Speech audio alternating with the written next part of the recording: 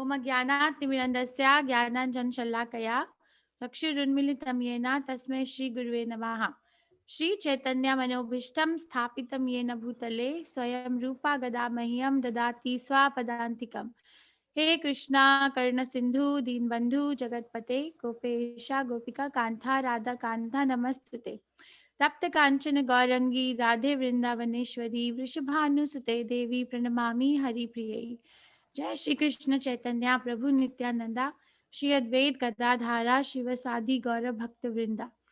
Hare Krishna Krishna Krishna Hare Hare Hare Rama Ram Ram Hare Hare. So welcome again, once again, welcome to Understand Gita in 18 days session from ISKCON Bangalore. Today we are going to do chapter 2. So let's start. Chapter 2 is called as Summary of Bhagavad Gita or Gita Saransh. This chapter is very unique in the whole of the Bhagavad Gita. Why? Because it gives the whole trailer of Bhagavad Gita. You know, if someone goes to watch a movie, there is always a trailer what the movie is going to be about. So like that, chapter 2 is a summary. Everything is discussed. Gyan Yoga, Karma Yoga, and Bhakti Yoga. A glimpse is given. Does anyone know what are the 5 things discussed in Bhagavad Gita? There are 5 main things which are discussed in Bhagavad Gita. If you read the introduction, I'm again insisting and requesting if you must have this book, Bhagavad Gita as it is, or you can download it, you can purchase it, but you must have it because then it will be hard for you to go back and revise on your own. The 5 things which are discussed are Kala, time, Karma, activities of the living entity, Jiva, Prakriti, and Ishvara. So all these 5 things we are given a glimpse of.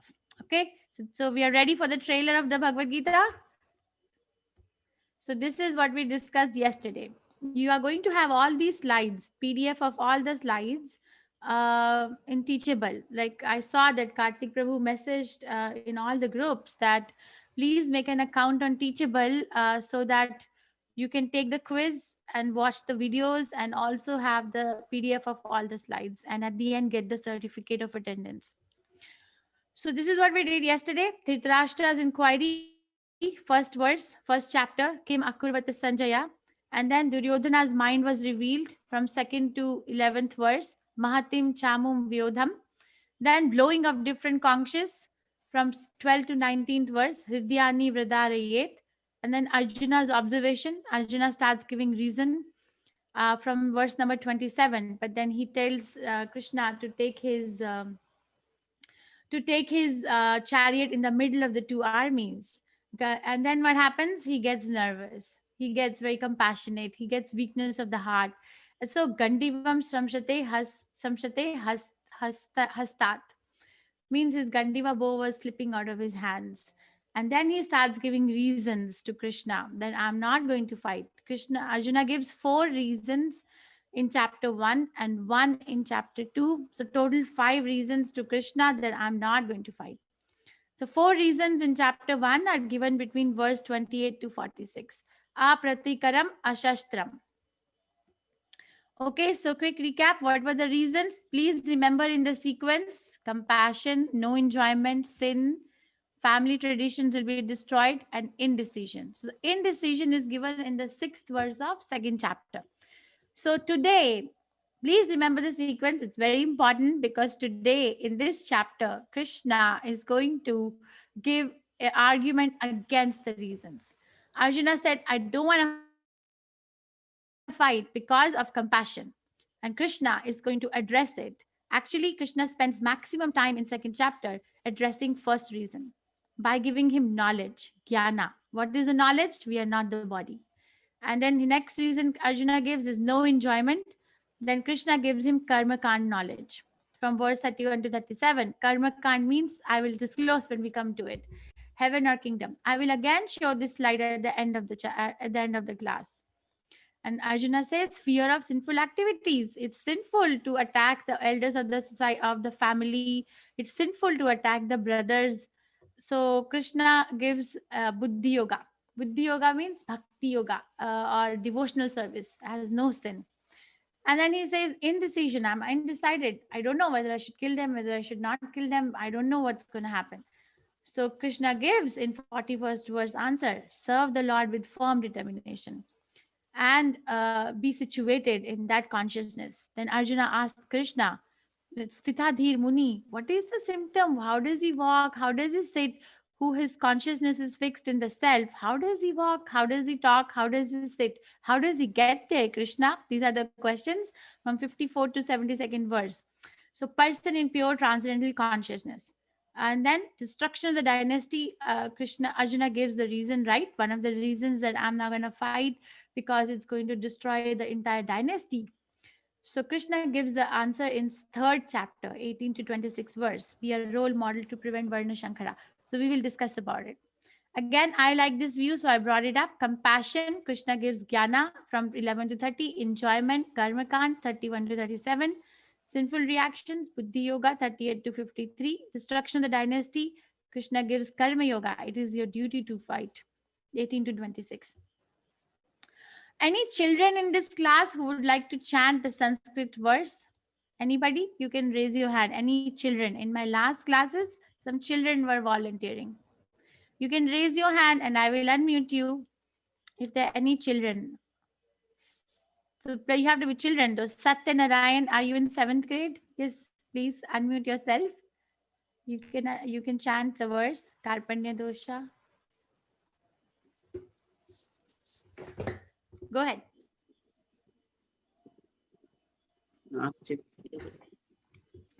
We can't hear you. Vatsal Bodu. Kartik Prabhu, you're recording?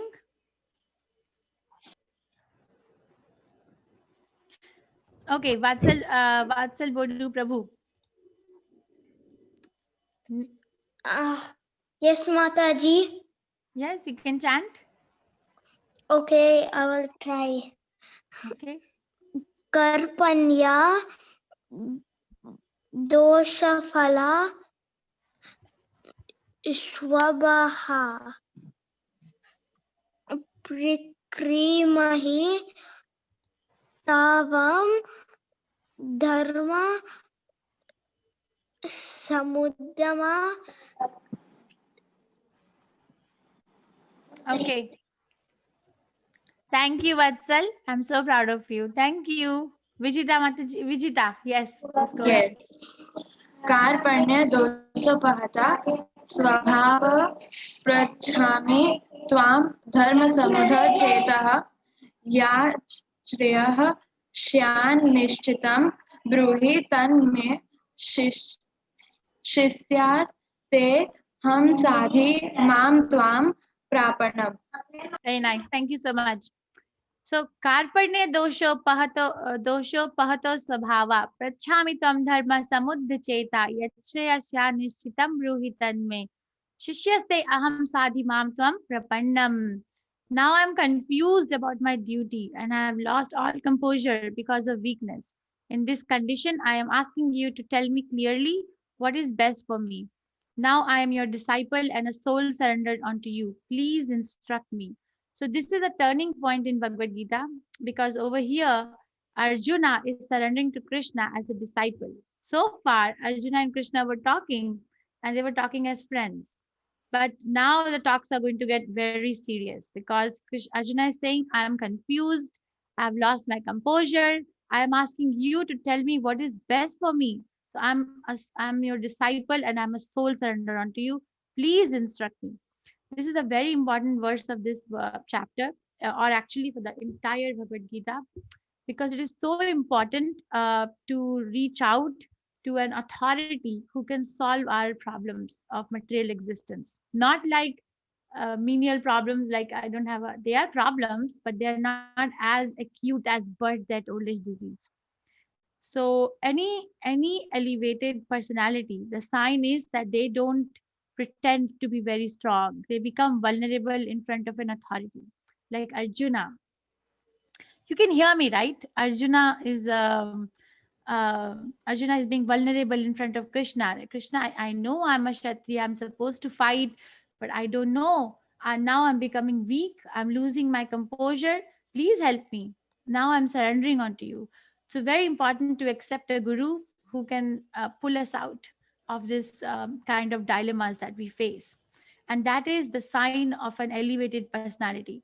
An asura, or a person with demoniac personality, will try to be the lord of everything, will try to solve the problem. But once they start solving the problem, they create more problem. You see, they create more problem. And Prabhupada gives example that unless and until the heart is purified, no problem is solved. Really, it's the example is, let's say any problem you take. Let's say that the most common, I want to stick to the four primary problems that everybody has: birth, death, old age, and disease. We can go to the highest of the highest authority, even Lord Brahma in this of this universe. The highest of the highest authority is Lord Brahma. Go to him and ask, can you please save me from repeated birth, death, old age, and disease? And he will also direct one to Krishna, because he says that I am also limited. My life is also limited. I also die. Brahma also dies. On in fourth chapter, we will study. So surrendering to an authority um, is a sign of a sane man, is a sign of a elevated personality. He says that I can't solve my problem. I am in a problem. I can't do it. And there's so many personalities in the scriptures who show this. We were discussing earlier today morning in the detailed class that Parikshit Maharaj surrendered to Sukdev Goswami when he was cursed to die in 7 days. He said he immediately retired from his kingdom and went to the banks of a holy river and surrendered to Sukdev Goswami and asked, what is the duty of a dying man? I'm going to die in 7 days. What is my duty now? What should I do?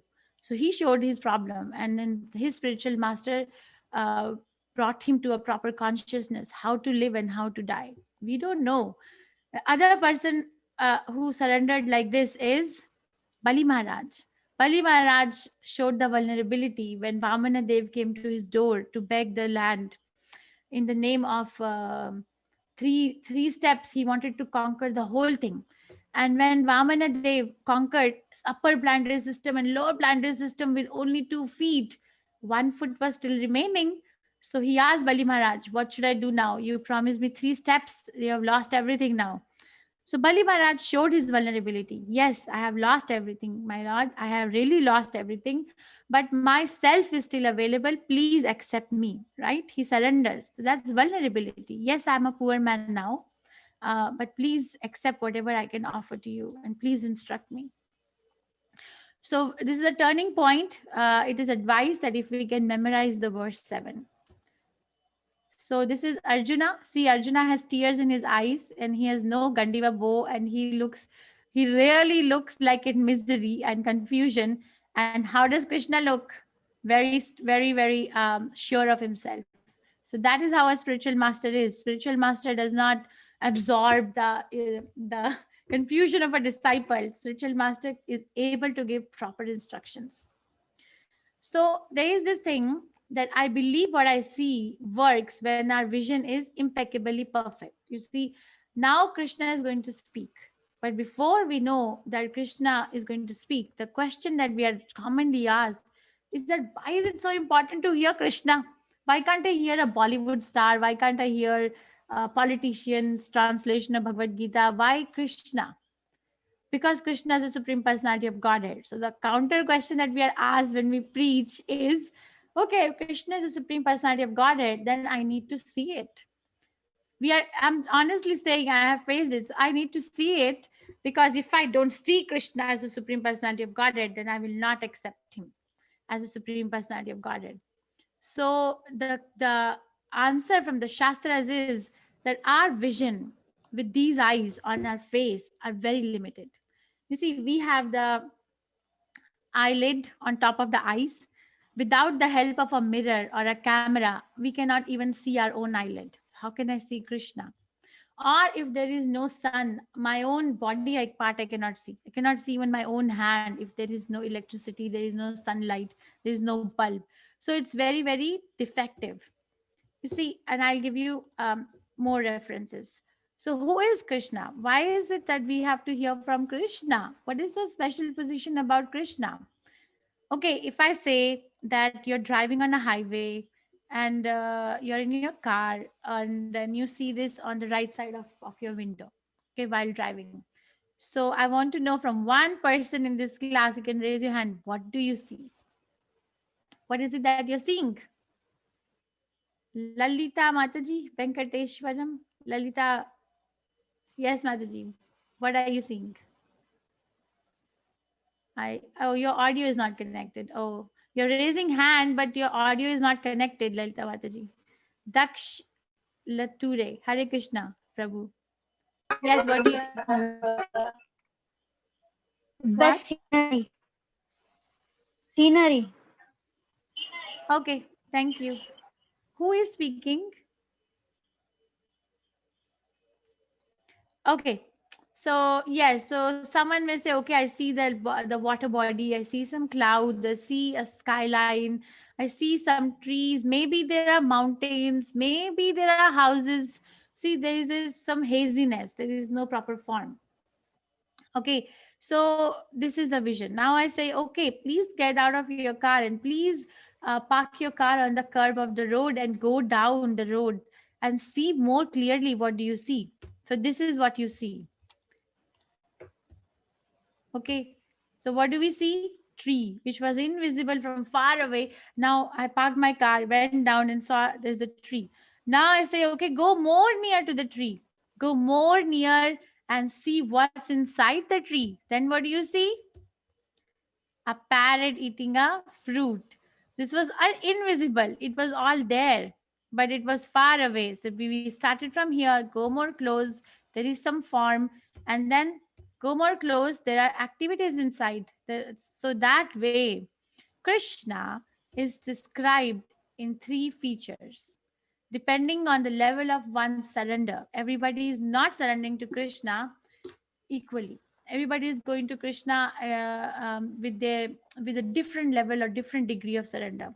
So the impersonalists or the Mayavadis, they see the Brahma Jyoti.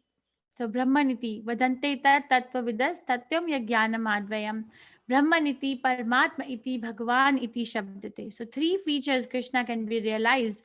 Brahman, which is nothing but a light coming from or effulgence coming from Krishna's body and Krishna's planet from Goloka Vrindavan. Okay, so one may be very happy and very satisfied in realizing only the effulgence or the Brahman feature of Krishna. But there is more, Paramatma, which is inside the heart. So someone who is more elevated will go and look for the source of Brahman effulgence and may end up with Paramatma. But the highest realization is the Bhagwan feature, which is the two-handed form. This painting is so beautiful, right? This is called Parrot Krishna, Krishna with his parrots. So three levels of realization of there. Vadanti tat tattva vidas tattvam yajnanam advayam Brahman iti, Paramatma iti, Bhagwan iti shabdate. Okay, so this can be compared to the sun. Prabhupada writes in the purport for second verse of second chapter that let's say that I want to know whether it's a daytime or a nighttime. Okay, so one person can just open the window and say see the sunshine and say it's daytime because there is sunshine. But the more intelligent person will look for the source of the sunshine and lift his head on the sky and see, oh, this sunshine is coming from a disc-like structure called sun. That is compared to the Paramatma realization. But the most intelligent person will try to study the sun planet itself. That how is it coming? So that is compared to the Bhagwan feature of Krishna. This will come again and again in practically all the chapters. So don't worry if you don't understand. So what was the first reason that Arjuna gave that I'm not going to fight? What was the first reason? Compassion. So compassion, and Krishna is going to give knowledge of the soul. So Krishna says, please memorize this verse too. Answer is given in verse 11 to 30, but the most prominent verses we have picked up and brought here. Tehino asmin yatha dehe kamaram yavanam jara tatha dehantara praptir dhiras tatra namo yati. As the embodied soul continually passes in this body from boyhood to youth to old age, the soul similarly passes into another body at death. The self realized soul is not bewildered by such a change. So, Krishna says that you are not applying your compassion at the right place. You are applying the compassion to the body, but your family, neither are you at the body. The real thing is the soul in the body. And how do we know that there is a soul in the body? By transformation of the body, because the dead body does not transform, right? If for God forbid, if some child is born dead, they don't grow. We can preserve the body for millions of years, they will still not grow, or still there will be no change. Why? Because the active principle in the body, the soul, is missing. So the soul is more important. He's saying Dehino asmin yatha dehe, means inside the body there is a soul which sees the body. It sees the body going through these changes. What are the changes? Boyhood, youthhood, old age, and then disease. I'm sorry, death. And when the body is no more able to hold the soul, soul leaves the body and accepts another body, which is called reincarnation. This is going on. Reincarnation is going on because I cannot go back to the fetal body. I cannot go back to a body of a 9-month-old crawling on the ground. Cannot go back to the body of a little child, right? We cannot. So it's a change. It's not a growth. It's a change. And why is the change happening? Because there is soul inside.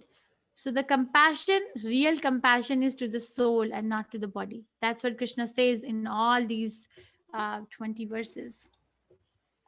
And this is another property of the soul that Krishna describes. Nainam chiddanti shastrani, nainam dahati pavaka, na chainam kledyanti apo, na shoshyati maruta. The soul can never be cut into pieces by any weapon, nor can it be burned by fire, nor moistened by water, nor withered by the wind. So you're saying they had all these weapons made of fire, made of water, made of air in Mahabharata. It was not just one type of a weapon. So Krishna is saying the soul cannot be touched, it cannot be cut, it cannot be touched, it cannot be moistened by anything. See, soul can never be cut into pieces by any weapon, nor can it be burned by fire, nor moistened by water, nor withered by wind. So you are actually not going to destroy anybody. But there is a glitch. Okay, the glitch is that doesn't mean that we are allowed to kill each other or slaughter poor animals, because they are not our body, their soul. This is called upadharma. Upadharma means using the shastras as a leverage to do sense gratification, giving references from the shastras. See, it's written there, it's written in the shastras.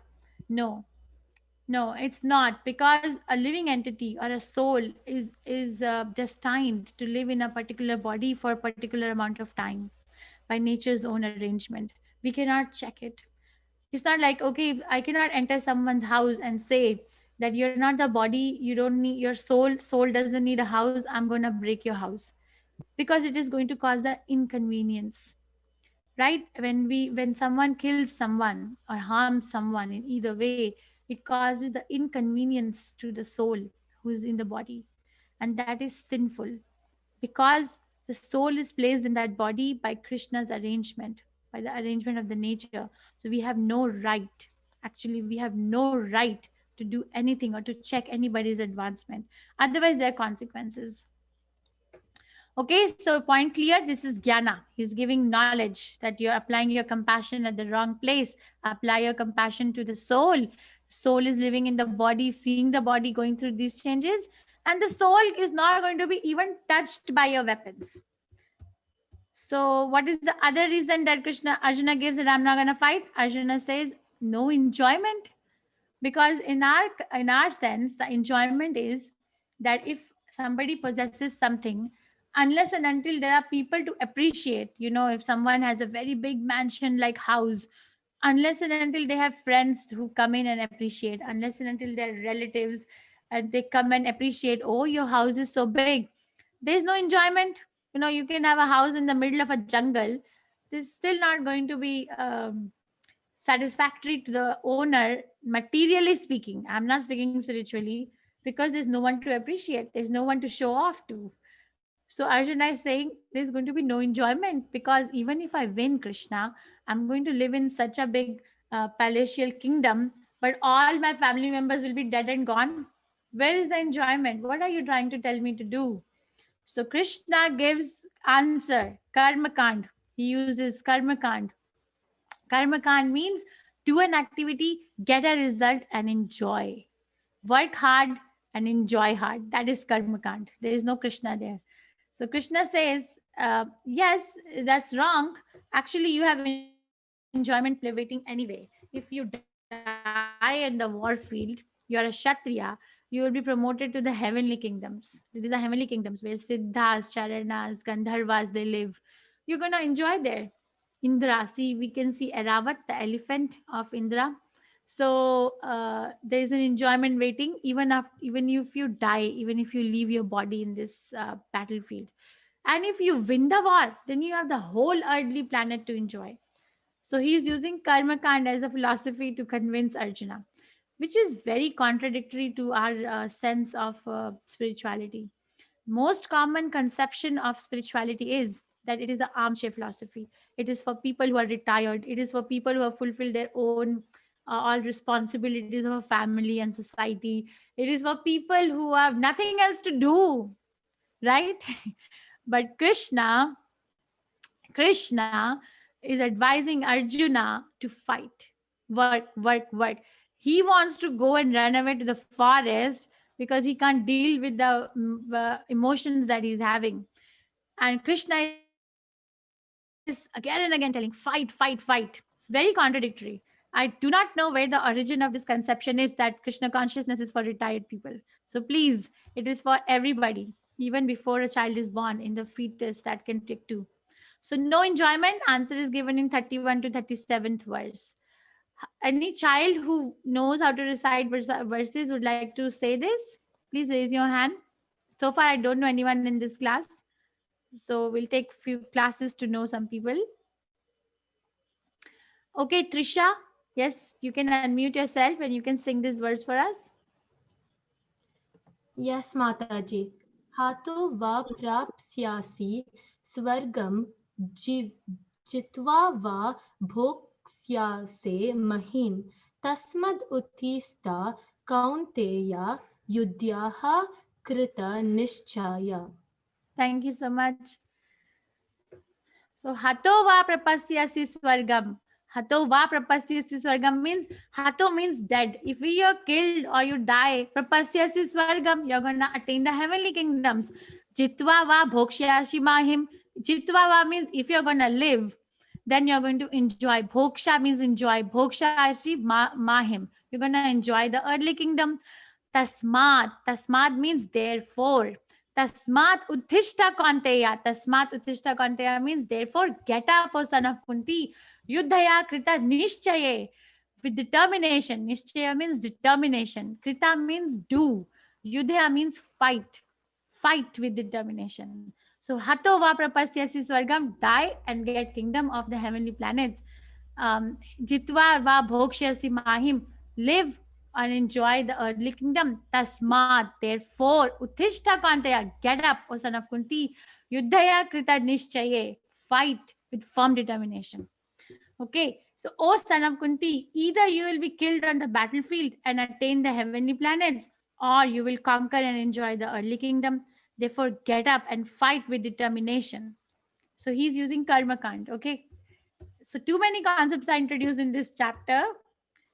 And avashya vadamscha bahun vadishyanti tava hitaha nindastava samarthyam tato dukhataram tu nukim. Now, what is the most important thing for a Kshatriya? The most important thing for Kshatriya is the respect. They cannot be insulted. If they get insulted, then they would rather die than get insulted. So Krishna is showing him the other part of the story, that even if you are saying that you want to go to the forest and live by begging or by meditation or live a lonely life, but what are you going to do about your enemies? Your enemies will describe you in many unkind words and scorn your ability. What could be more painful for you? Don't think that you're going to run away from the battle. So, Karna, Duryodhana, everybody are going to think that Arjuna is so compassionate. Arjuna did not want to fight because he loved us so much. They're going to think because you are you're incapable, you're impotent to fight. So you're going to be insulted by unkind words. What could be more painful for you? So he's showing everywhere. Vadamscha bahun. Avashya means certainly. Vadamscha bahun. Vadishyanti tavahita. They will describe you in unkind words. Nindantas. Nindantas means scorning your ability, not giving respect. Tava, you. Samarthayam, give you. Tato dukhartam tu nukim. Tato dukha artham nukim means what could be more painful? Dukkha artham. It's more painful for a Kshatriya to be insulted than just to die. So he gives that angle as well. And then the other reason that Arjuna gives is that it is sinful, right? It is sinful to kill one's grandfather, Madhusudana. He addresses Krishna in that verse as Madhusudana, that you also killed Krishna, but you killed a demon called Madhu or a demon called Keshi. But you're telling me to kill my own grandfather. It is sinful. So Krishna gives answer in 40th verse. What is the answer? Neha bikrame nasho asti pratyavayo na vidyate swalpam api asya dharmasya trayate mahato bhayat. So even a little endeavor in this is can save us from the greatest danger. So if we morality and spirituality don't always go hand in hand, they do not. Okay, so morally, there are so many examples from scriptures which may be not befitting the so-called moral definition that we have in this world. Like Hanuman, Lord Hanuman, when he went to Lanka to give the message of Lord Rama to Mother Sita, he was caught and he was brought to the kingdom of Ravana, right? And Ravana wanted to kill him, but he was advised by his advisors in the committee that you cannot kill a messenger. It's against the religious codes. You cannot kill a messenger. You can punish a messenger, but you cannot kill a messenger. He hasn't come here to fight. So his tail was set in fire, right? And what did he do? He burned the whole Lanka. If someone may say, okay, Ravana was at fault. It makes sense to kill his kingdom, his palace, but why are you burning the whole Lanka, the houses of the innocent people? It may not look moral. It may not look moral, but it is spiritual, highly spiritual. We celebrate Lord Hanuman for doing that, right? In Hanuman Chalisa, we celebrate highly spiritual. This is another example. Vibhishan. Vibhishan was the son of Ravana. He's the younger brother of Ravana. So younger brother is not supposed to reveal the secret and go to the enemy of an elder brother.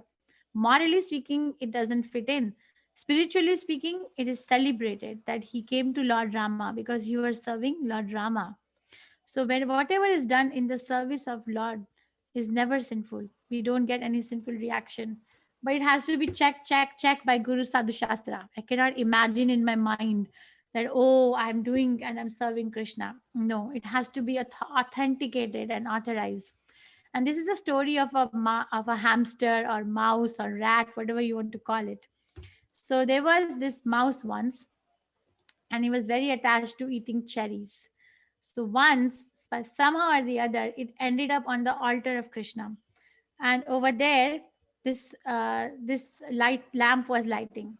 So he thought, looking at the flame of the light, you see how the shape looks like a cherry. He thought that okay, this is a cherry.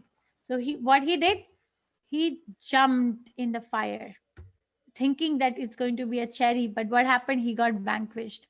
So what Krishna took it as, oh, my lamp was wavering in the wind, and this rat sacrificed his life to save my lamp, gave him liberation, even in the rat body. So even if without us knowing, if we chant the holy name of the Lord, the holy name is so potent that it can rescue us. That is the meaning of the last two lines. Swalpam api asya dharmasya trayate mahato bhayat. So even a little endeavor, swalpam means very little endeavor, api asya dharmasya, in this right path of dharma, trayate mahato bhayat, can save us from the biggest danger. And what is the biggest danger in devotee's life? The biggest danger in devotee's life is to go back to the animal kingdom and forget Krishna. Animals don't have a memory of Krishna. Destruction of the family dynasty. Vijita, why is your hand raised? Why are you raising your hand? Ma'am, I She's- wanted to ask something. Can you wait till the end, please? I want to finish the class. Thank you. Please, Okay, all no the questions you can write down, all of you, and I will spend time with all of you at the end. Destruction of the family dynasty. So he says, no, if I'm going to kill my elders, then elders are going to be dead and gone. Then the younger generation is not going to get any family tradition. They will not follow any traditions. There will be no oblations offered to the ancestors.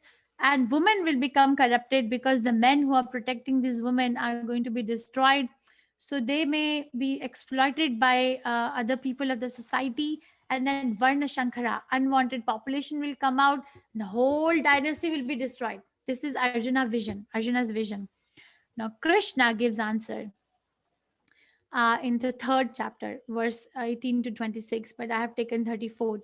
If I did not perform prescribed duties, all this world will be put to ruination. I would be the cause of creating unwanted population, and I would thereby destroy the peace of all living beings.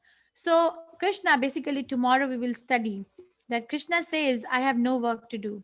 I have nothing to do. Krishna says that, but I still do. I still work as I still act like a mother of my child. I still act like a pet husband to my wives. I still act as a father. Why? Because I'm setting an example. And if I am not going to set an example, then everybody is going to follow my example and will not do what they do. So it is your duty, Arjuna. It is your duty to fight. So you set an example by following your duty. And when you follow your duty, no sin will come, no unwanted population will come. On the contrary, Maharaj Yudhishthira will be appointed as the king of the world, and everybody will be more peaceful than if Duryodhana was going to be the king. Okay, next one. So clear, so far 4 reasons done. Now Arjuna says in 2nd chapter, 6th verse, 5th reason he gives, indecision. I'm undecided. I don't know what to do and what not to do. So Krishna gives the answer in the 41st verse. Vivasatmika buddhir eke he kuru nandana bahushaka hi anantascha bodhayo avyavasayinam. Vivasatmika buddhir. Does anyone can tell me what's going on in this painting? It's a big class, so I can only give chance to 1 or 2 people. I'm sorry. You can raise your hand. What's going on in this painting, which I'm showing it to you over here? What is going on? Okay, Gaurav Prajapati. Hare Krishna. You can unmute yourself, please. Yes, Mataji. Hare It is Krishna. yes, it is a test situation in which Dronacharya asked to shoot the eye of the wooden bird to Arjuna. Very nice. So when he asked Arjuna, what do you see? What did he say? He said, "I only see the eye of the bird." Very nice. Perfect. Thank you. So, so he's saying we should have a Vyavasatmika buddhi, means one single-minded attention. Why are you chopping your intelligence in doing this, taking care of this, taking care of this? Vyavasatmika buddhi eke he kuru nandana. Single-minded determination that I want to serve Krishna, period. You are thinking, I'm going to do this, the family is going to be destroyed in this way, the future is going to be this way. Wrap up, bring your focus back, like you did when you were shooting the arrow and you saw only the bird.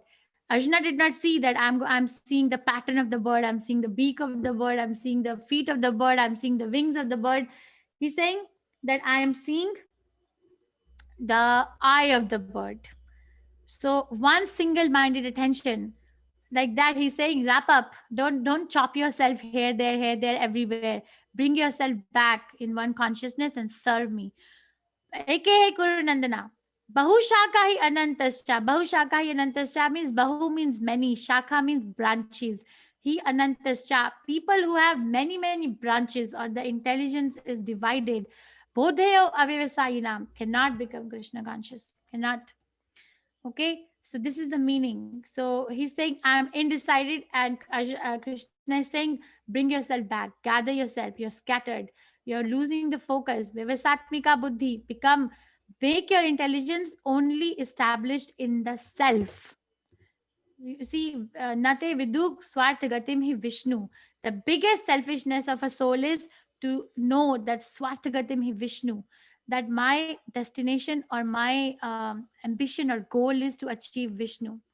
So if you have that kind of a determination, that kind of a vivasatmika buddhi, then there is no question of being undecided. Otherwise, this or that or this, they're going to be always divided. Then Arjuna asks these questions, and Krishna answers between verse 54 to 72. Bhagavad Gita is basically communication between Arjuna and Krishna. Mostly Arjuna asks question and Krishna answers. So here Arjuna asks that Arjuna said, "Oh Krishna, what are the symptoms of one whose consciousness is thus merged in transcendence? How does he speak? What is his language? How does he sit? And how does he walk?" So he immediately asked, you're saying that become a Vyavasatmika Buddhi, get established in self, but how does that person look like who has all this? So I have made this table just to divide, because Krishna is going to give answer to first three questions in the first verse. And how does he get there will be the last verse. So symptoms is asked in verse 55. How does he talk is asked by Arjuna in 56 to 57th verse. How does he sit? Asked in 58 to 63rd verse. And how does he walk? Asked in 64 to 72nd verse. And the same question Arjuna repeats in Bhagavad Gita in 14th chapter 21st verse. Same question he repeats. So Krishna answers. Anyone wants to recite this verse? Krishna answers. Any child? You can raise your hand. Bhokshi Gupta, Bhoski Gupta. I am sorry if I didn't say your name properly. Bhoski Gupta. Yes, you can say this. Hare Krishna Mataji. Hare Krishna. Shri Bhagavan Nuvacha Prajahati Yada Kaman Sarvan Partham Manogatan Atmanvaye Vatmana Tushtam Sthit Pragyayast Dochyate. Very nice. Thank you, Mataji. So Shri Bhagavan Uvacha. Krishna answers. Prajahati yada kaman sarvan partha manogatan atmani eva atmana tushta sthita pragna stadochyate. That person is called as sthita pragna. Which person? The blessed Lord said, O Partha, when a man gives up all varieties of sense desire which arise from mental concoction, and when his mind finds satisfaction in the self alone, then he is said to be in pure transcendental consciousness. This is a very deep shloka. This actually describes the essence of Krishna consciousness. I can just say one line in a very 1 hour class that we meet, that Krishna consciousness is an esoteric process. It is from inside. We clean our consciousness first. One has to clean their own consciousness and then project it outside. We are living in a world which is exoteric, which gives us impulses to the mind. You need this, you need this, you need a house, you need a TV, you need a phone, you need a smartphone, you need apps, you need a mascara, you need 10,000 clothes. So this is exoteric. It's been imposed on our consciousness. We did survey once.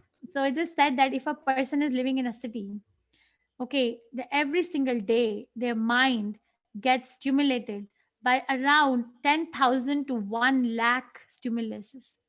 What are the things we need? Apple TV with smart control, home monitor, cameras, the very expensive clothing, jewelries. So these are like impulses, because they're living in the city. The whole city is filled with this sense gratification. But Krishna consciousness is from inside out. I have to see, where is my consciousness? Where am I from inside? And if I don't have a glimpse or a mercy of the Lord or Guru, not even one person will be affected. Sooner or later, the drama will be exposed that it was all a show. So Krishna is very, very strict in that. He's saying when a man gives up all varieties of sense desire, which arise from mental concoction, mentally I'm concocting, I need a very expensive car. I need, okay, you have a car, you can have any car, have one car, why 10,000 cars? Okay, you need some clothes, have some clothes for the fulfilling the need, but not the greed. Krishna wants everyone, gives up all varieties of sense desire which arise from mental concoction, and when his mind finds satisfaction in the self alone, then he's said to be in pure transcendental consciousness. Atmani eva atmana tushta. Tushta means satisfaction. Atmani means self. Eva atmana, he's repeating, satisfaction only in the self. Sthita pragna tadochyate. That person is called as sthita pragna, or fixed, a person of transcendental consciousness. So this is Krishna's answer. That how does he sit? This is Prahlad Maharaj. Prahlad Maharaj only fault, so-called fault, was that he was trying to be Krishna conscious. He was trying to think of Krishna. He was not accepting Hiranyakashipu as the Supreme Personality of Godhead. So there were executions on his life every single day, right? His father only was his enemy. His father was hiring all these ghastly looking people with deadly weapons and deadly snakes. He was thrown away from the top of a mountain. He was thrown in front of a big elephant. His body was put in fire to be burnt. See, all these executions were done on him, but he looked undisturbed. Why? Because he's a person in Sthita Prajna. He was fixed that I am a part and parcel of Krishna. Krishna will protect me, and if he doesn't want to protect me, then he'll destroy me. Either way, it's going to be Krishna. Mare Krishna rakhe Krishna mare ke. Okay, this is another Sthita Prajna. Srila Prabhupada was fixed in his determination. What he did is unmatched in the history of the whole world. Unmatched. 2000 years before, the famous theologists and philosophers in Harvard, in Boston, I was there at the meeting, they went back as much as 2000 years behind to find out, was there anyone like Srila Prabhupada? Okay, say the Mohammedans, they started the cult of preaching. Very nice, but they were also associated with their followers. Or Jesus Christ was such a nice devotee, right? He started the preachings of Christ all over the world. But when he started, he was also assisted by the followers. But when Srila Prabhupada started the worldwide movement, he was alone. There was nobody. Nobody. So 2000 years analysis they did, and they praised Srila Prabhupada in America on 2016. This is a very nice verse. Then Arjuna asked, by what is one impelled to do sinful act? So Krishna gives a whole 8-line answer from 62 and 63. I'll read the verse first and then I'll describe this. Dhyate Vishyan Punsaha. I'm sorry about the font. Sangasta Sanjayate Kama Krodhat Vijayate.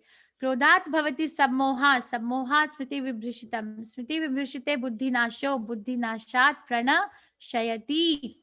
So Arjuna, so we have to control the senses, right? Give up all the concoctions. Like in the last verse, if you remember, a man who gives up all varieties of sense desire which arise from mental concoction. So here Krishna is explaining that other part of the other personality, that who does not give up the desire to enjoy the senses, what is their destination? While contemplating the objects of the senses, a person develops attachment for them, and from such attachment lust develops, and from lust anger develops. From anger, complete delusion develops. From delusion, bewilderment of memory. When a memory is bewildered, intelligence is lost. And when intelligence is lost, one falls down again into the pool, into the material pool. I will explain this. So in this painting, the example which is given is between opposite genders, a boy looking at a girl or a girl looking at a boy. Okay, let's analyze it for a little bit. Contemplating the objects of senses means a boy looks at a girl or a girl looks at a boy, there is a natural attraction to be together. So contemplating, start thinking, feeling and willing, I want to be with that beautiful girl, or the girl thinks I want to be with that boy. Okay, So the attachment develops. So the attachment is so intense. Okay, they get married. So after they get married, lust develops. Lust means, according to Krishnadas Kaviraj Goswami in Chaitanya Charitamrita, he defines lust. Atma Indriya Tripti Vancha Taro Nam Kam. Krishna Indriya Tripti Vancha Taro Nam Prem. So Atma Indriya Tripti Vancha means any activity that one does to satisfy the self is called as kam or lust. Any activity. For example, if I want to go and enjoy in a restaurant and I do not surrender, I do not offer it to Krishna, that's a lust. Because Atma Indriya Tripti Vancha, trying to satisfy one's own senses, is called as lust. So lust has many angles. It's a very deep topic. Or if I have 2 saris, but I want to have 20,000 saris, that's a lust. So lust is like, I want more and more things. So what happens? The lust is never satisfied. When it is not satisfied, anger develops. So these two people who did not even know each other, and were living their life without knowing each other, when they come together, the demands are unfulfilled. That gives rise to anger. And when the anger, now they're angry at each other. When the anger develops, then what happens? The memory is lost. Okay. Delusion arises. Delusion means that one gets fixed in the conception that yes, whatever I'm saying is right. You can't think straight. So we hear so many cases of abuse in the whole world, right? Child abuse, domestic violence, or one family member killing another family member. Why is it happening? Because of the delusion. Why delusion is there? Because of the anger. Why anger is there? Because of the lust. Why lust is there? Because they were trying to satisfy their own senses and not Krishna's senses. Okay, so they then can't imagine, like, a big person cannot even think that, let's say this is a child, it's an object of my compassion and protection. They start beating up the child because from delusion memory becomes bewildered, can't think, cannot remember who am I, who is this person. And when memory becomes bewildered, intelligence is lost. And when intelligence is lost, one does a sinful act and falls down. So this is an example. Krishna says, when one comes in contact with the objects of senses, attachment develops. From attachment, lust develops. Lust is never satisfied. There is a very nice verse in Chaitanya Charitamrita describing Kamadhinam Katina Kalita Palita Durini Desha Tesham Jata Mai Na Karuna Na Kripa No Pashanti. So one Brahmana is telling Chaitanya Mahaprabhu, Kamadhinam Katina Kalita Palita Durini Desha. I have tried all my life to satisfy my senses. Not so all my life, what I have been doing is trying to accumulate the assets to satisfy my senses or the senses of my dependents or my country or my society. But what is happening? Kamadhinam katina kalita palita durini desha tesham jata mai na karuna. They don't have mercy on me. Karuna, na kripa. They are not giving me any na karuna, na kripa, no pashanti. Karuna means mercy. Kripa means benediction. Leave me alone, get satisfied, or gratitude. Thank you for doing it. No pashanti, does not give satisfaction. So that is the whole idea of the material existence, that attachment gives rise to lust. Lust is never satisfied. And it is not satisfied, then it leads to anger. One very famous sannyasi in ISKCON said once, anger is one word less than danger. So from anger, delusion develops. From delusion, bewilderment of memory develops. When the memory is bewildered, intelligence is lost. And when the intelligence is lost, one again does a sinful activity and falls down from the platform of being a human being. Forget about being a devotee. So this is what we discussed today. Arjuna said, I don't want to fight because these are the objects of my compassion. Krishna addressed it by giving him the knowledge of the soul proper. We are not the body. And he said, no enjoyment. Krishna addressed by giving him karma kand knowledge that yes, there is a heaven waiting if you die, or there is a whole kingdom waiting for you to enjoy if you win the war. Then Arjuna said, I am fearful of the sinful activity. Krishna gave him the buddhi yoga or bhakti yoga knowledge. Salpam apyasya dharmasya trayate mahato bhayat. Devotional activity, there is no sin. Arjuna said, I am undecided about fighting. Krishna said in 41st verse, Serve the Lord with firm determination. Vyavasatmika buddhi ekehe kuru nandana. Then Arjuna asked, what is the symptom, or how does a Sthitadhir Muni, or a person whose consciousness is fixed in the self, looks like? And verse 54 to 72, and Krishna answers that how does that person look like, and how does he act? Who he finds the satisfaction in the self alone. Destruction of the dynasty will be tomorrow, 18 to 26 verse. He says, I'm going to destroy my dynasty if I kill my elders of the family.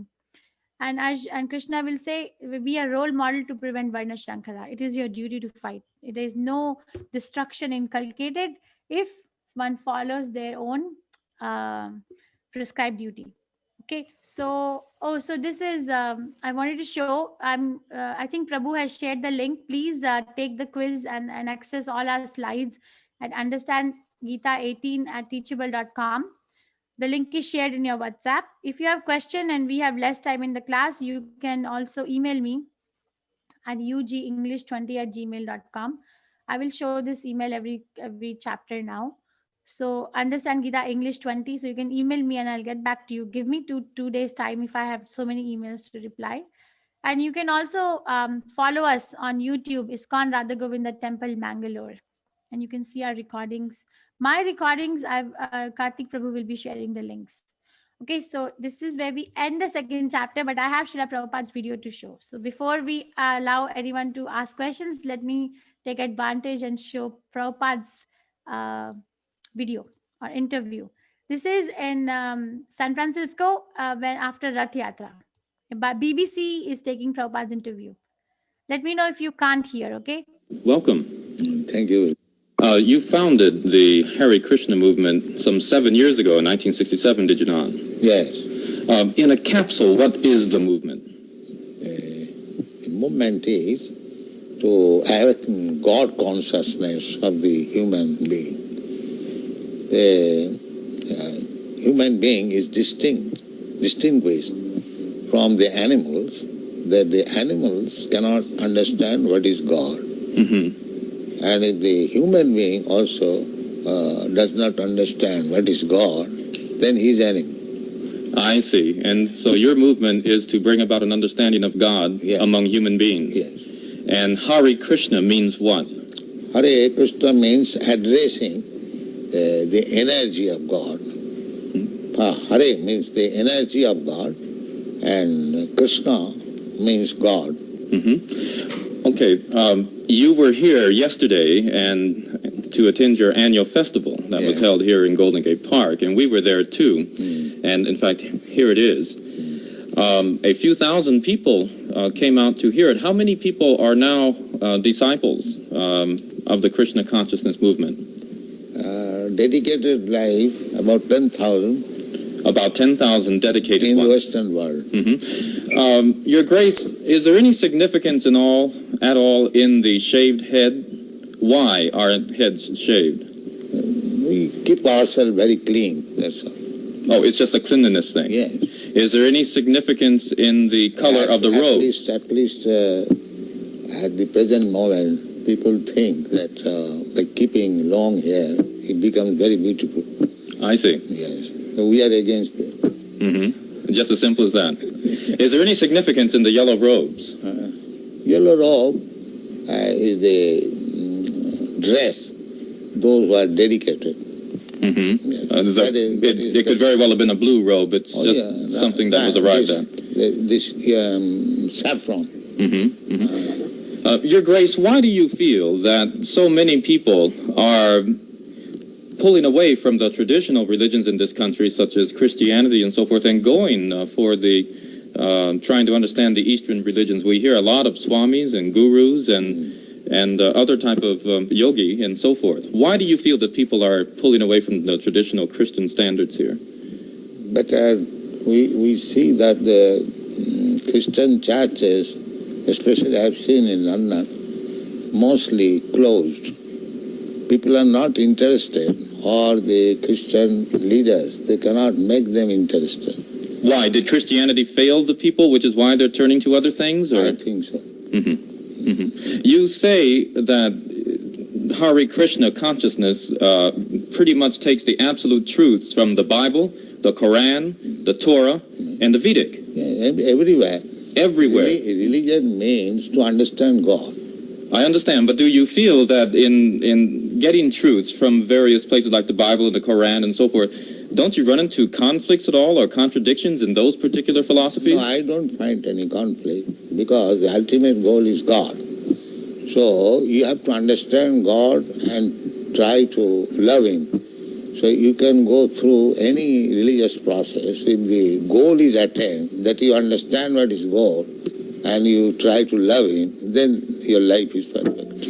Why do we see so many of your followers chanting almost all the time? Chanting means to keep association with God always. So you have to audibly chant Hare Krishna? Yes. This is transcendental vibration. Just like a radio message. If you keep contact with the radio message, then you know everything what is going on outside. Similarly, this transcendental sound, Hare Krishna, if you chant, then you keep connection with God directly. Thank you very much, Your Divine Grace. It's been our privilege to talk with you and to meet you. Thank you. And hope that we can see you again when you return. Hare Krishna. Okay, so that's Srila Prabhupada. Very simple and direct. So if at this point, if anyone has any question, you can feel free to raise your hand, and I will request you to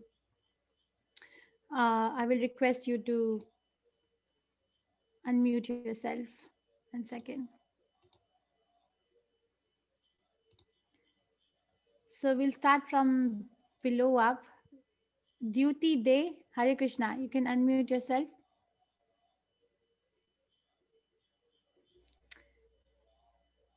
Okay, you can. Daksh Lature, Hare Krishna. Do you have a question?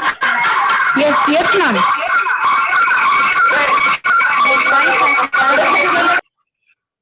So maybe you can check your audio settings and come back. Sindhu, Hare Krishna. You have a question, and then Snehe. Ma'am, I have a question, ma'am. Yes. What is the meaning of lust? I defined it. Krishnadas Kaviraj Goswami says it. Atmendra Tripti Vancha Taro Nam Kam. Anything that we do to satisfy our own self without putting Krishna in the center is lust. Let's say that we cook so delicious pizza. Okay. So delicious pizza with a lot of toppings and a lot of cheese, but I don't offer to Krishna. I just cook it and I eat it. That's lust. Atma Indriya Tripti Vancha Tarunam Kam. But if I offer to Krishna and then accept it, then Krishnendra, then I want to satisfy Krishna. Krishnendra Tripti Vancha Tarunam Prem. Then that becomes love. Snehe. Yes, Mataji, you have a question? Then Vatsal. Hare Krishna. Hare Krishna. Ma'am, the last slide that you have shown where we have seen that from object to attachment, can you show that slide once again and explain? Yes, and then you're going to have access to all the slides. I am teachable on the this slide you're saying? Yes. This one? Okay. Yes, ma'am. Do you have a particular question or you did not understand anything? After the delusion, for the food of man, to eat, and after delusion. Okay, so Krishna, what is happening? So when the objects of senses come into contact with the senses, the attachment develops. You know, I gave example of a young girl and young boy meeting. Then the attachment develops. From attachment, lust develops. Lust means, Prabhupada explains, in today's marriages, most of the things are happening that they're self-centered. I want to do this. The husband says this. The wife says, I want to do this. There's no midpoint. So because they both want to do their things parallelly and not together, independent of each other, that is lust. There's no Krishna in the center. And lust is never satisfied. It leads to anger. Anger leads to delusion. Delusion means to be fixed that my anger is justified. That is delusion. That yes, the other person has done so much wrong. It is justified. That is called delusion. Fixed conception of a wrong thing. Then delusion leads to loss of memory, that forget that this actually for example, that I am married to this particular person. I'm supposed to give protection, but the memory is lost, forgets who is who. And then the intelligence is lost. Intelligence is lost, cannot reason what is correct, what is not correct. And then they hit each other or fight with each other, right? That leads to the fall down in the material pool. That leads to the sinful activity. Okay, Mataji, you got one Thank you. example? Hare Yes, Krishna. ma'am. Thank you, Hare Krishna. Hare Krishna. Vatsal and Jayati Budu. Yes, please unmute yourself. And then Vijita. Yes, Vatsal and Jayati Budu. Hello, Mataji. Hare Krishna.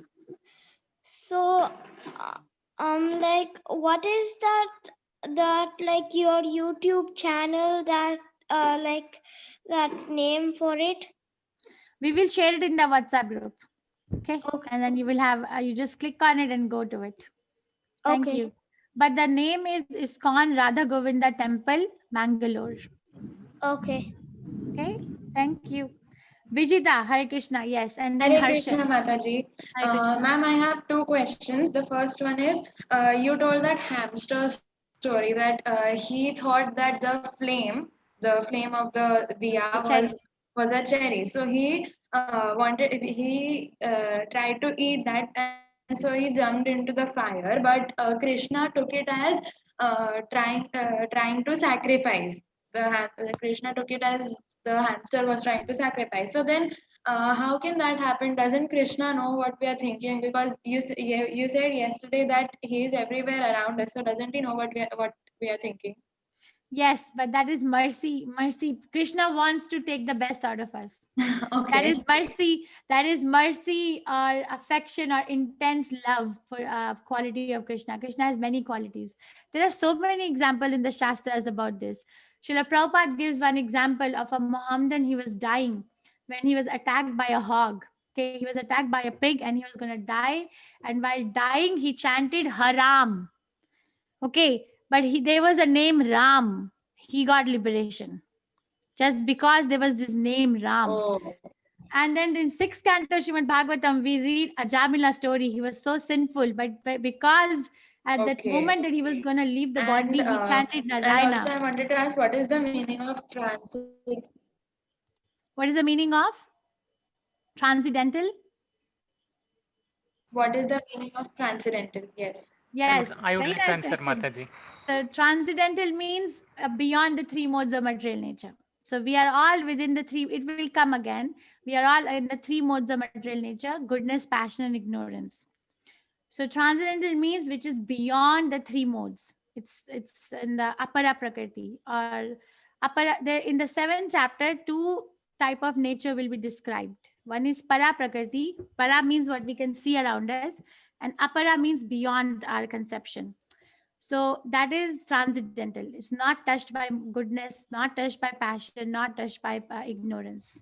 So that is a word meaning. But in more detail, I'll discuss in other chapters also. Okay. You asked Dhanyawad, very Mataji. nice questions. Somebody was trying to Dhanyawad. say something when we were talking. Harshal Masant and Dr. Kritika, you're next then. Harshal, Hare Krishna. Hare Krishna Mataji. Hare Krishna, Mataji. I have a doubt. Forgive me if I'm being off track. You said that the soul basically gets through the birth and death cycle again and again. It leaves one body and then goes into the next one. My question Krishna is, says that. yes, Krishna says that, of course. Yeah. My question is, the soul has a karmic debt to itself. So once the karmic debt is fulfilled, does the soul join the Paramatma? Oh, so you're asking that, so surrender to Krishna. Your answer is very, your question is very nice. The Thank you. answer is not in 2nd chapter though. There is a glimpse. I can tell you the answer. You can Yes. write it down, but when we will come to chapter 8 and when we'll come to chapter 15, you will have a better answer, better understanding. Okay. So the answer is that the Krishna consciousness is not dependent on someone's karma. Okay, it's not. Otherwise, how can the Westerners that Prabhupada brought the movement to Western world, what karma they have? Once one devotee asked Srila Prabhupada. He was American. And he was only giving class, and I was there in the class. Then once I asked Srila Prabhupada, what is it in me that you accepted me as your disciple? He thought that Prabhupada will say, you are so sincere, you are a young man, you have so much energy, you have so much fine brain, you are understanding me, you give your time to me, you have given up your life to understand Krishna consciousness from me. He thought Prabhupada will say answers like this. So he asked Srila Prabhupada, what is it in me that you accepted me as your disciple? You know what Prabhupada said? Nothing. You are a mlecha. You have nothing. I have given you the mercy. So it's actually Krishna consciousness is not dependent on anybody's karmic reaction. Krishna consciousness is given. That is why it's a mercy. It's given by the unalloyed and causeless mercy of our devotee. So that is, you will understand it better. And the other part was, what was the other part of your question? The soul has The done. other, yes, yeah. So once the karmic debt is fulfilled, does the soul join there's this one body, the God, basically. Does it join Krishna? Is what I'm trying to ask. Yes, so the soul we will study in fourth chapter has two kinds of, is covered by two layers. You know, when we wear clothes, we wear layers, shirt and a coat on top like that, right? So the Mhm. soul is covered with layers. One is the gross body, the body that you're seeing now. When we see in the mirror, we see the body made of earth, water, fire, air, ether, and bile, mucus, all these things. That is one body. But there's another body which is made of mind, intelligence, and false ego. When we are sleeping and we are in the deep cycle of sleep, our gross body is lying in the bed, but I am in the jungle and there's a tiger chasing me, right?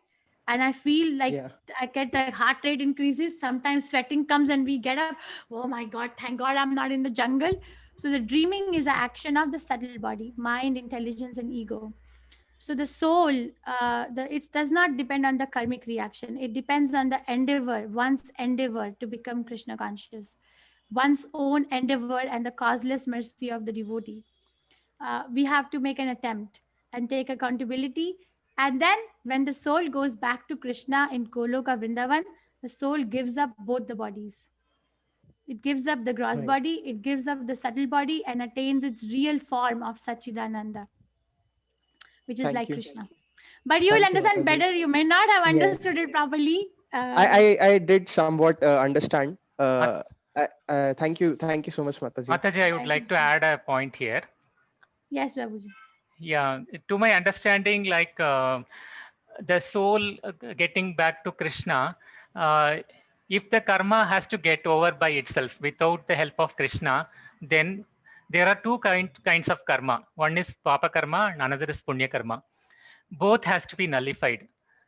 So, but what happens really in real life, in the when we are trying to get away with the papa karma, we keep on accumulating more and more karmas. That is what will happen actually if you try on yourself without Krishna. But if you surrender to Krishna, then he will take care to nullify both the karmas. There is something called prarabdha karma, and that is not at all started from the purva janma, and one more kind of karma. So both the things has to get nullified. Then only the soul can reach Krishna in actual sense. So best way to surrender to Krishna. So he will take care of everything. Okay, thank you. Thank you so much, So Prabhuji. Prabhu, but I will, Harshal Prabhu, I would recommend you go and look at 4th chapter, 17th verse. Okay, Krishna describes in Fourth that chapter, verse 17 verse. 17, I shall look into it. 1-7. Okay, Krishna says intricacies of karma are very hard to define. I will tell you what karma is, what vikarma is, and what akarma is. And in the beginning of 8th chapter, Arjuna asks, what is karma? And Krishna defines the definition of karma over there too. So you have a long way to go. Stay with us. And then you will definitely get your answers to the completeness of your Ma'am, heart. I could not hear you. I have quite a lot of network issues. Can you? I beg your pardon. I'm saying go back to 4th chapter, open 17th verse. And there Fourth chapter, Krishna 17th. says, Yeah. huh. I will say that too when we come to the class, but go and refer. Thank you, Kartik Prabhu. Dr. Kritika Mataji, please go ahead. Thank you for waiting patiently.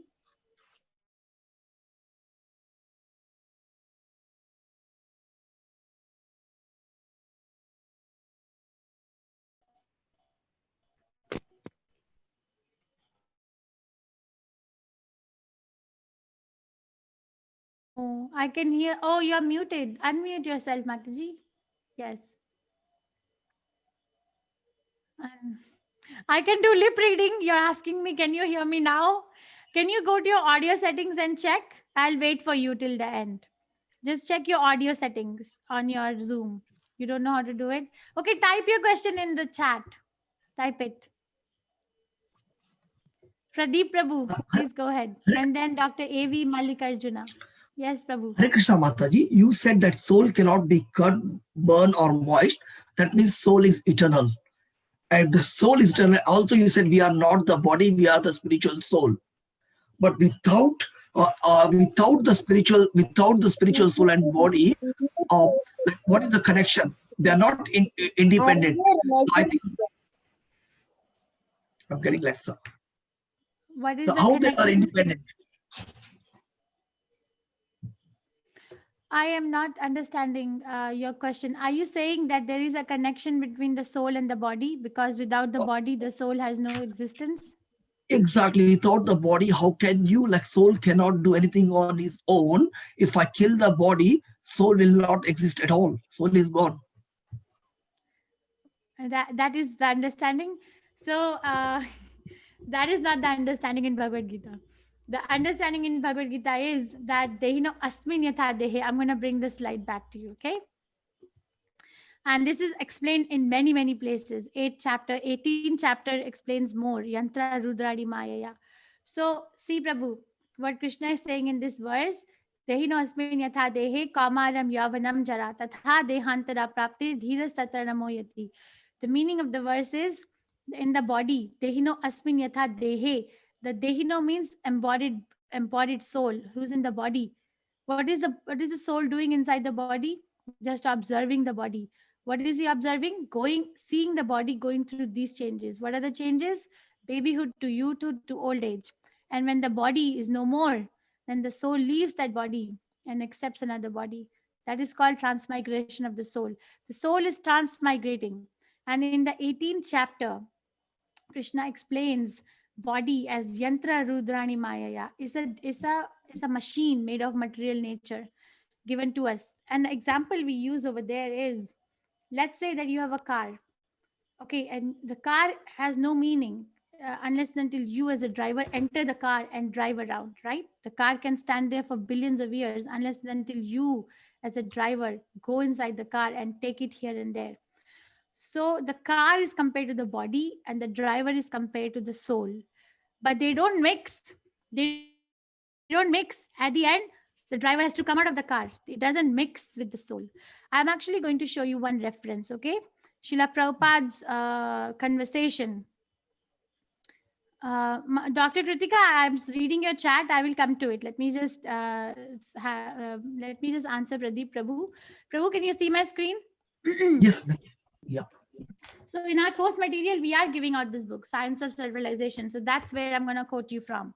So you go to vedabase.io if you want to read the soft copy and go to this book, Science of Self-Realization.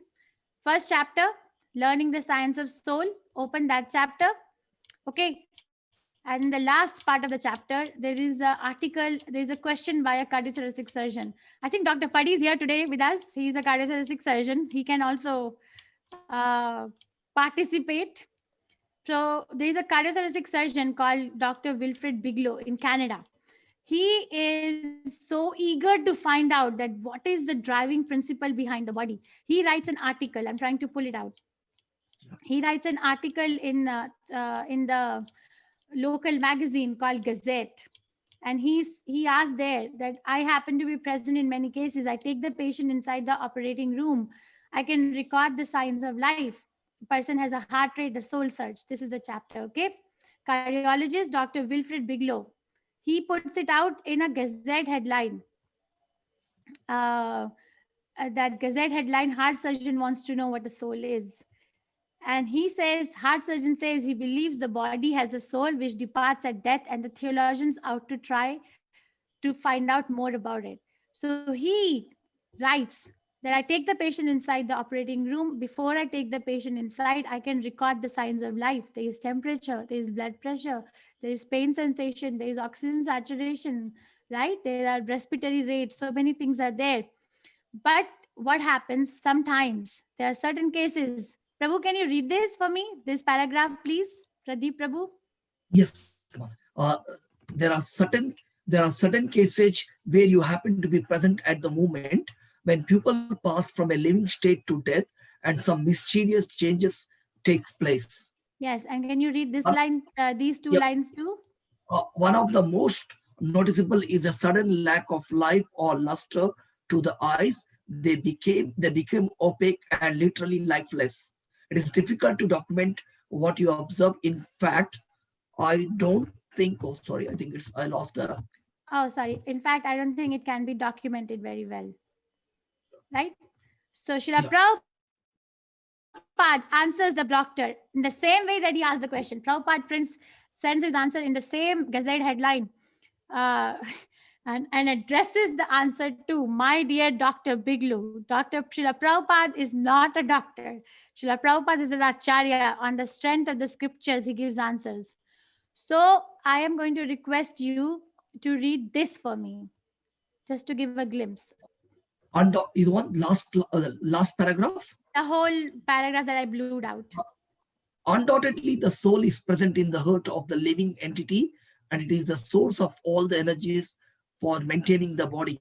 The energy of the soul is spread all over the body, and this is known as consciousness. Since this consciousness spreads the energy of the soul all over the body, one can feel pains and pleasure in any part of the body. Yes, so one more paragraph. The soul is individual. The soul is individual and is transmigrating from one body to another, just as a person transmigrates from babyhood to childhood, from childhood to boyhood, from boyhood to youth, and then to advanced old age. The change called death takes place when we change to a new body, just as we change our old dress to a new dress. This is called transmigration of the soul. Okay, so you got a little bit of an answer to your question by Srila Prabhupada, that there is no relation. The soul has independent of the material body. The soul has a spiritual body, but it has no connection with the body that we have right now. But we also say it is that we are the eternal fragment part of the Lord. Then why do we? Why do we? The Mamamsha Jiva Loko, when they say that, then why do we have to suffer in this material world, Sachitanand, when the soul is Sachitanand? So why does it have to suffer? Very nice. So you're quoting a verse from 15th chapter, 7th verse. Mamevansha Jiva Loka Jiva Bhuta Sanatana. We are in the 2nd chapter. The answer is also given in the first verse of 15th chapter, Urdha Mula Madho Shakha. Right? Yeah. So the answer is also given over there. So you're talking out of the syllabus. But I will try to answer. Okay. Give me a second. Dr. Kritika, I do not see your hand raised. I want to. Yes, Mataji, you can unmute yourself. Okay, Prabhu, 1 second. I'm going to bring up. Everybody else may not understand, and that is fine. What Pradeep Prabhu is asking. Probably he has read Bhagavad Gita. That is why he's asking this question. So, Prabhu, I'm going to share my screen and show you the slide from 15th chapter. This is the first verse of 15th chapter. Urdhva Mula Madho Shakha. I forget. Ashwatham Prahur Avyayam. Ashwatham Prahur Avyayam. Chandamshi. I'm forgetting. So there is this world is compared to a banyan tree, which is upside down. The upside down banyan tree, right? This the bottom part of the painting represents the material world. The top part represents the spiritual world. What is the interface between the two? Prabhu, what is the interface? What is separating? You mean to say the desire? The desire, you mean to say the desire, yeah. Yes. So it is a desire of the soul to be independent of Krishna. You know, there are so many millionaires, but their children want to become hippies. Father is a millionaire, just enjoy your life, just become Krishna conscious, no headache of eating, sleeping, no headache of finding a job, no headache of entering into a college or struggling so hard. But no, they want to become hippie because there's a desire factor. Okay, this is in the 15th chapter. So I just wanted to give you a glimpse. Yes, Dr. Kritika, please go ahead. And then Dr. A.V. Malik Arjuna. Yeah. Hi, Mataji. Hare Krishna. Hare Krishna. Now, I've been listening to all this, and I posed a question, but I believe that I'm kind of lost because you mentioned in the beginning of the class that when in dilemma you surrender to your spiritual leader. But if I was to put that in practicality, I want to know who is my spiritual leader? Who am I supposed to surrender to? Yes. Who is going to give me a physical answer? So am I supposed to listen to my consciousness, my subconscious, or what would I say? I don't know how to pose this question to you, but who should I listen to? So your question is excellent. It's actually the question which every human being must ask. Okay, it's a little advanced question. You're asking a question about Guru Tattva, basically. That how can I choose my Guru? And how do I find my Guru? This is what your question is. So the answer is given in 2nd chapter.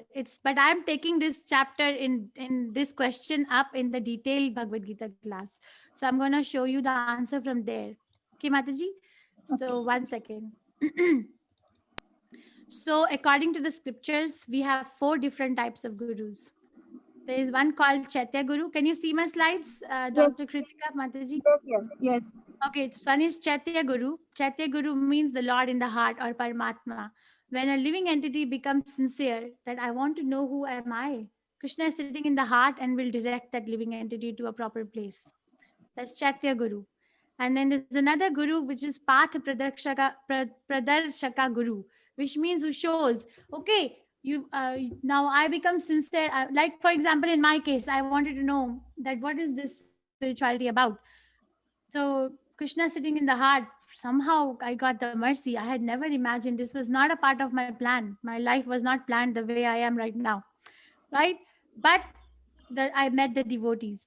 And then I asked around, where are these devotees coming from? So one of my friends took me to the temple.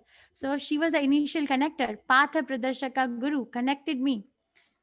The Lord directed me, connected me, and then I found a Siksha Guru. I mean, Siksha Guru can be like somebody who actually is a guide, is a teacher, who's giving lessons, who's taking personal interest in teaching to you.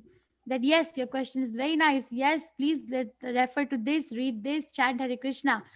But then there is a 4th kind of Guru called Diksha Guru, which is initiator. There is only one Chaitya Guru, Paramatma. There can be many Path Pradarshaka Guru, many people who is telling you do this. There can be many Siksha Guru, but we can have many teachers, many guides, and many supporters. But there is only one Diksha Guru, like only one Chaitya Guru, only one Diksha Guru, who gives initiation, who plugs you in to the Parampara system. Now, like marriage, like that, you're connected, like that. So don't worry, Krishna is more worried than you are. How to reclaim? So because you're sincere and sincerely sincere, not just sincere for the showcase business, you will be directed. Just stay tuned. Very, very nice question. Actually, there's another one. Yes. So you also mentioned that spirituality does not really equate to morality. In most occasions, yes. So is my wrong really wrong? Because we have been taught certain ways. If we do this, it's wrong. If we harm, it's wrong. Actually, I relate this very much to today's chapter, and I'm eagerly waiting for tomorrow's answer.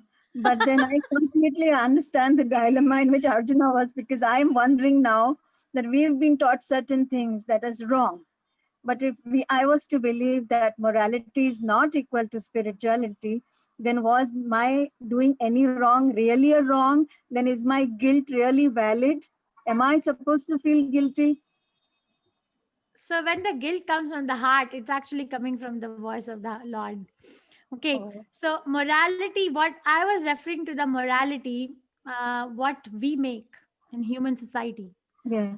But Krishna explains his different vibhutis, his opulences in chapter 10. He explains his 82 vibhutis, and there he says that I am the moral codes in the scriptures. So he says, basically, in Krishna consciousness, the morality and spirituality are what Krishna says. See, so many people ask us, why don't we eat meat? We don't eat meat because we want to be saving the animals. Of course, we want to do that. But real reason what Prabhupada said is because Krishna does not like it. Krishna says, Patram Pushpam Phalam Toyam. Yume Bhaktya Prayachati. Krishna says, offer me food from the class of patra, vegetables, phalam, pushpam, flowers, phalam, fruits, toyam, liquid, water or juices. Prabhupada says, Krishna says, give me food from these 4 classes. If he would have said, give me meat, we will be eating meat. But he doesn't say that. So we are not, whether it's moral, whether it's spiritual, that's sidetrack. So actually, you have to rise even beyond morality by becoming Krishnality or becoming Krishna conscious. That was a made up word, by the way, Krishnality. So all the answers will be, all the questions will be answered with one shot if the Vyavasatmika Buddhi is cultivated. Is Krishna going to be happy with what I'm going to do? And how do I know if Krishna is going to be happy? How do I know? Srila Prabhupada explains that, let's say that when someone is working in a company and that person has never met the CEO of the company, how do you know that the CEO is happy with your job? How does a small employee know? By satisfying the immediate manager. I think the manager will write a report to CEO and the CEO will be happy because the manager is happy. Like that. How do we know Krishna is happy? By making Guru happy. So, Yasya Prasadat Bhagavat Prasado, Yasya Prasadat Nagati Kutopi, Dhyayan Stuvam Stasya Yasya Stri Sandhyam, Vande Guru Shri Charanaravindam. So, when we make Guru happy, Krishna is happy because he gives report. And how do we know whether Guru is happy or not? Are you aligned with the purpose of the Guru? Srila Prabhupada's mission is all of us become Krishna conscious, all of us chant 16 rounds, all of us read his book, all of us follow the regulated principles and go back to Krishna. If I'm doing that, then Prabhupada is happy. Let's say you have children and your children are not with you 24 hours a day, but they know that my mama, let's say you are at work, you're a doctor, right? You're at work and you tell your children, do you have children? Yes, I Mataji? have. Okay, so you tell your children, like I tell my children, this is the assignment for the day. You are going to eat at this time. You are going to clean the house. You're going to study. I am at work. But how do they know that mama will be happy? How will they know if they follow the codes that, okay, my mom gave me this job? It's simple. Spirituality means simple life. Did I answer any part of your question or complicated you more?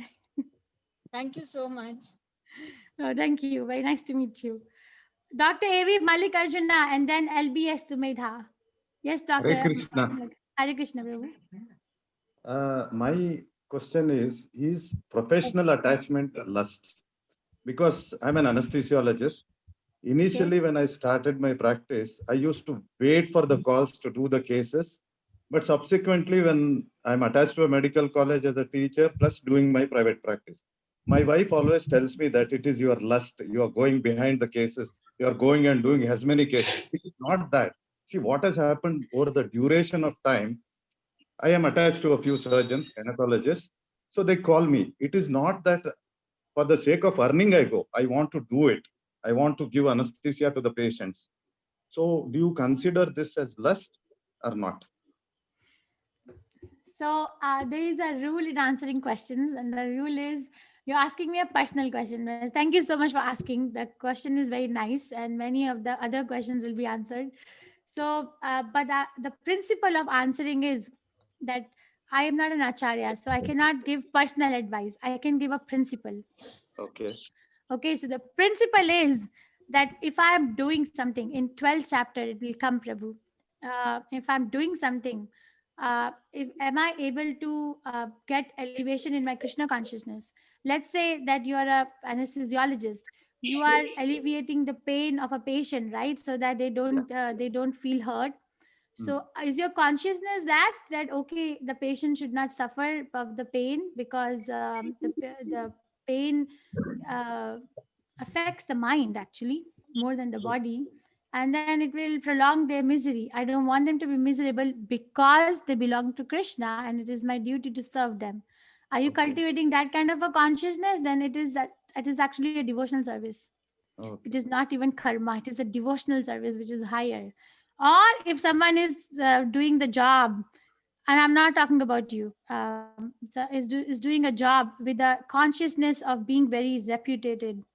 Look at me. I give the best anesthesia in the whole world. You guys, what are you doing? Look at me. Come to me.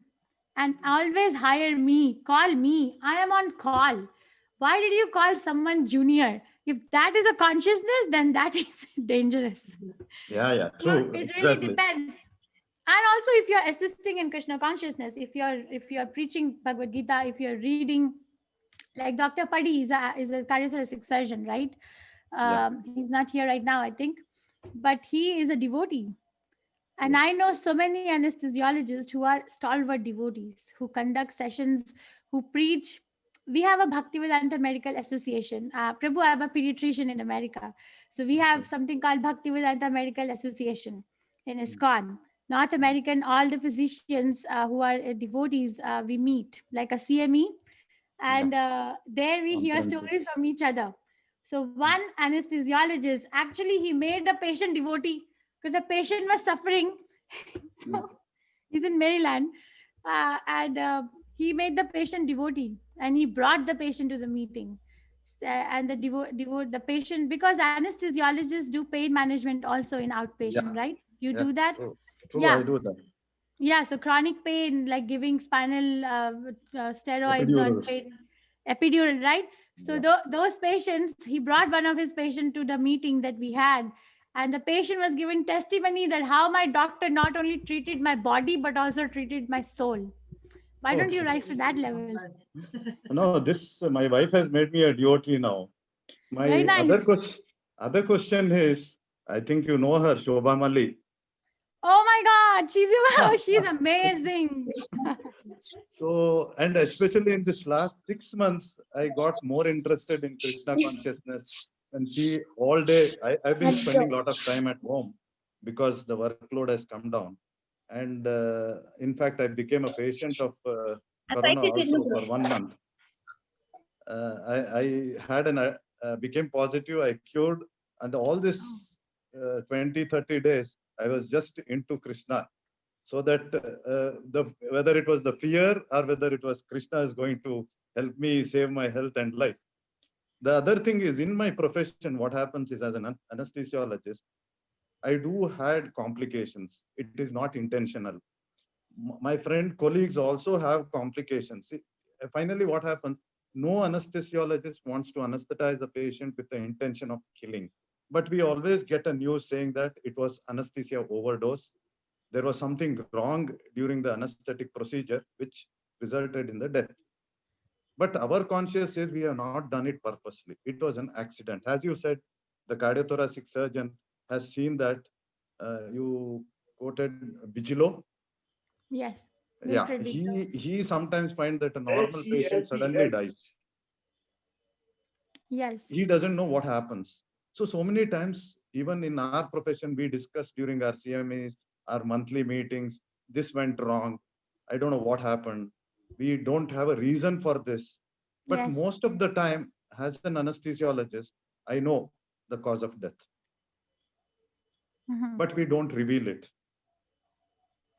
You're revealing in public now? Yeah, I'm revealing it now. I'm 30 years in anesthesia. I always want to say, usually when there is a death, the surgeon, the anesthesiologist who are involved, they don't do it with purpose. They don't do it with intention, but they always know what went wrong.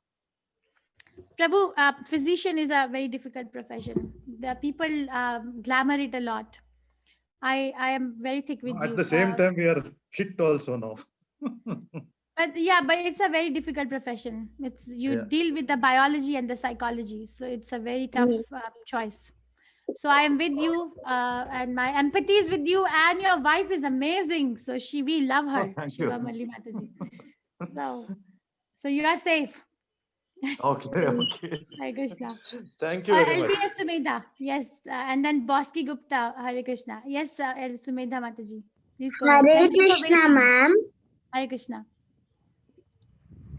Ma'am, my doubt is that Arjuna had asked bravely Krishna to move the chariot before two armies. But when he reached there, Arjuna was disappointed, and he told that he don't want to fight the battle. Why, ma'am? How old are you, if I may ask? How old are you? You're muted. You can unmute yourself. Ma'am, 8 years. 8 years? Very nice. Sita Mataji, would you like to take this question? Why Arjuna got bewildered and they said, I don't want to fight anymore? Sita Mataji, you're one of the co-hosts. You can unmute yourself. Yes, Mataji, would you Hare like to Krishna. say? Hare Krishna. I'll attempt, Mataji. Hare Krishna. If you see one of the slides that Mataji had already shared with us, he had given 5 reasons why he was bewildered. You know, he's sharing information about he's compassionate. He wants to, you know, he's feeling that I don't want to fight with my brothers. I don't want to fight with my teachers. I don't want to fight with my gurus. So that was one of the reasons. He's also thinking that if he's going to fight and he's going to kill other people, which are his relatives, teachers, then it would be a sin. So there are different reasons that he's sharing, and that is why he's confused about why he does not want to fight. So it's not that he's not capable, he's just emotionally attached to them. Yes, thank you so much. Thank you. Very nicely answered. So, Sumedha, do you have a brother or a sister? Sumedha. Ma'am, I have a brother, ma'am. How old is he? How old is he? 3 years, ma'am. Oh, so do you ever fight with your brother? Sometimes, ma'am. So do you feel like kicking and hitting him sometimes? No, ma'am. You don't? But does your brother hits you sometimes that, oh, so you are not giving me what I want? Do you guys play fight? Yes, ma'am. So, but he doesn't hit you so hard, right? He doesn't hit you so hard. Or if you were to play with him and you were to, you know, play fight with him, will you hit your brother very hard? Will you hit him so he's injured, his bone is broken? Will you do that? No, ma'am.